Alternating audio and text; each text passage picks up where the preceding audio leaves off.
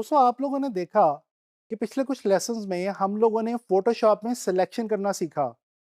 Selection के लिए हमने फोटोशॉप में डिफरेंट टूल्स का इस्तेमाल किया। अब हम फोटोशॉप के अंदर क्रॉपिंग करना सीखेंगे और क्रॉपिंग करने के लिए हम जिस टूल का फोटोशॉप में इस्तेमाल करेंगे वो है क्रॉप टूल। अच्छा, इससे पहले कि मैं आप लोगों को क्रॉप टूल की तरफ लेके चलूं, मैं आप लोगों को थोड़ा सा क्रॉपिंग के बारे में गाइड करना चाहता हूं। दोस्तों आप लोग जानते हैं कि जब आप फेसबुक वगैरह पे अपनी कवर फोटो वगैरह लगाने लगते हैं तो सबसे पहले आप अपने इमेज को क्रॉप करते हैं, यानी कि आप रिक्वायर्ड एरिया को रखते हैं और नॉन रिक्वायर्ड एरिया को रिमूव कर देते हैं। यही काम अब हम फोटोशॉप में बेहतर तरीके से करना सीखेंगे। तो चलें चलते हैं फोटोशॉप में क्रॉप टूल की तरफ। दोस्तों ये आप देख सकते हैं कि आपके सामने मैंने एक इमेज ओपन किया हुआ है जो कि एक बहुत खूबसूरत इमेज है और इसके अंदर कुछ बच्चे आप देख सकते हैं।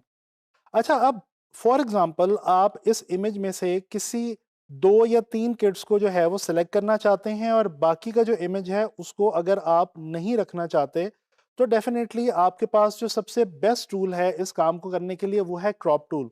तो चलें देखते हैं। इससे पहले कि मैं कोई विद इन इमेज क्रॉपिंग करूं, सबसे पहले तो मुझे ये करना होगा कि मुझे अपने कैनवस को क्रॉप करना होगा इस इमेज के अकॉर्डिंगली।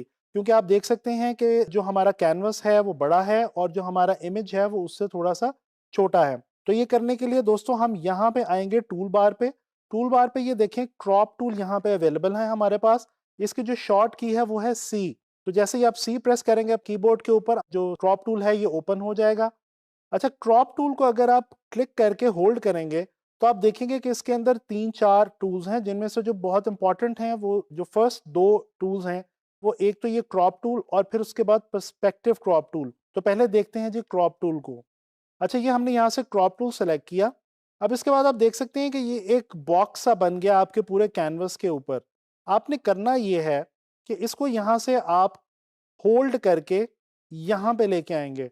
अब ये देखें कि ये जो ऊपर वाला ग्रे एरिया हो चुका है, ये बेसिकली अब एरिया क्रॉप होने लगा है। ये एरिया अब आपके इमेज में से निकल जाएगा, डिलीट हो जाएगा।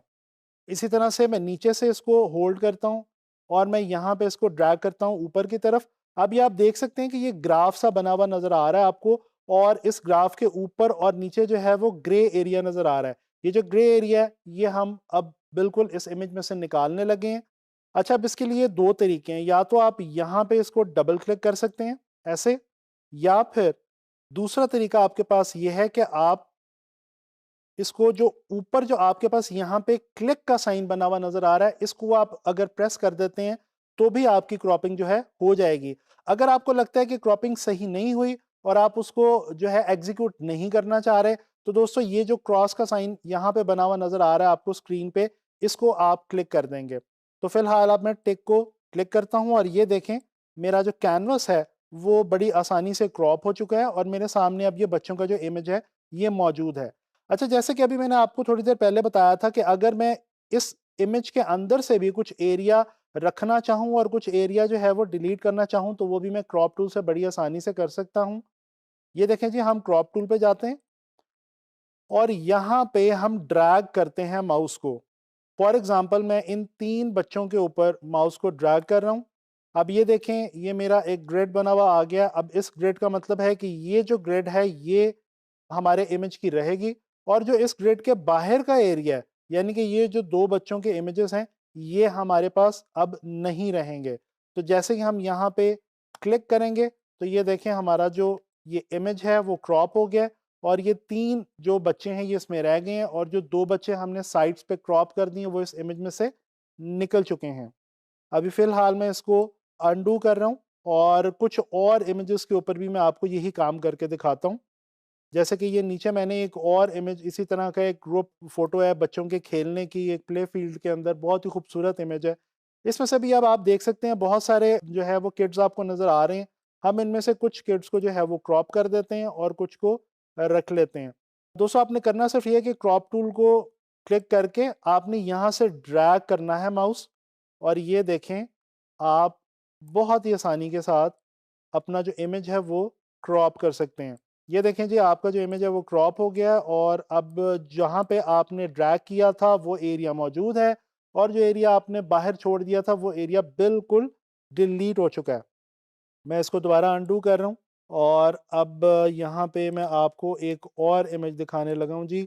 ये देखें, ये एक बोट का इमेज है जो कि लेक में चल रही है और पीछे कुछ बिल्डिंग्स वगैरह हैं।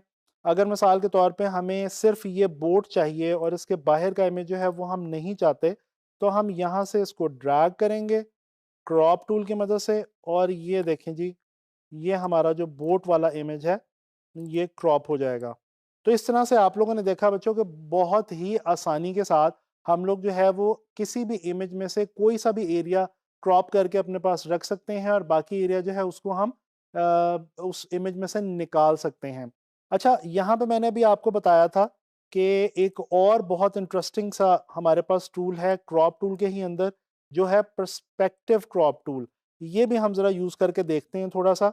पर्सपेक्टिव क्रॉप टूल के लिए भी दोस्तों हम बिल्कुल वही करेंगे कि हम ड्रैग करेंगे, और जैसे ही हम ड्रैग करेंगे तो ये आप देख सकते हैं आपके सामने एक ग्रिड आ गई है जिसमें एक पूरा ग्राफ बना हुआ है। अब दोस्तों ये जो ग्राफ बना हुआ है, इसके एजेस को ये इस तरह से आसानी के साथ हम पर्सपेक्टिव की सूरत में बदल सकते हैं।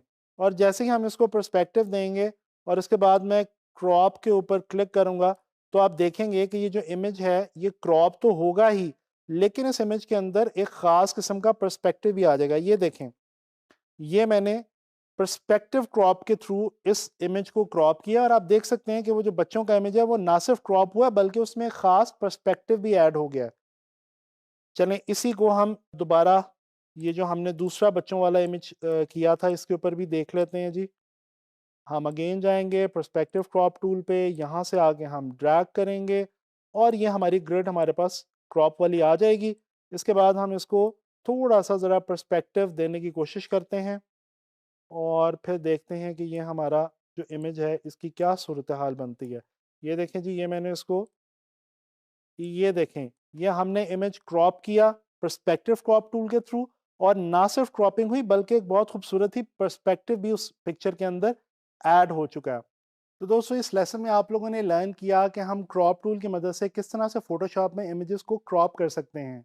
अच्छा, यहाँ पे एक और चीज़ मैं आपको बताता चलूँ कि जब हम फोटोशॉप में क्रॉपिंग करते हैं क्रॉप टूल के थ्रू, तो जो हमारा इमेज होता है उसका जो ओवरऑल साइज है वो चेंज हो जाता है। जबकि पहले जो हमने सिलेक्शन की थी, सिलेक्शन के डिफरेंट टूल्स की मदद से, उसमें जो इमेज का टोटल जो ओवरऑल एरिया है या जो साइज है वो बिल्कुल भी चेंज नहीं होता। तो दोस्तों यहाँ पे आपने इस बात का ध्यान रखना है कि अगर आप किसी ऐसी सिचुएशन के अंदर हैं जहां पे आपका जो ओवरऑल कैनवस साइज है वो आप चाहते हैं कि वो बिल्कुल भी डिस्टर्ब ना हो या चेंज ना हो, तो फिर आप सिलेक्शन के थ्रू क्रॉपिंग करें। अदरवाइज आप बहुत ही आसानी के साथ क्रॉप टूल की मदद से इमेजेस को क्रॉप कर सकते हैं और पर्सपेक्टिव भी दे सकते हैं।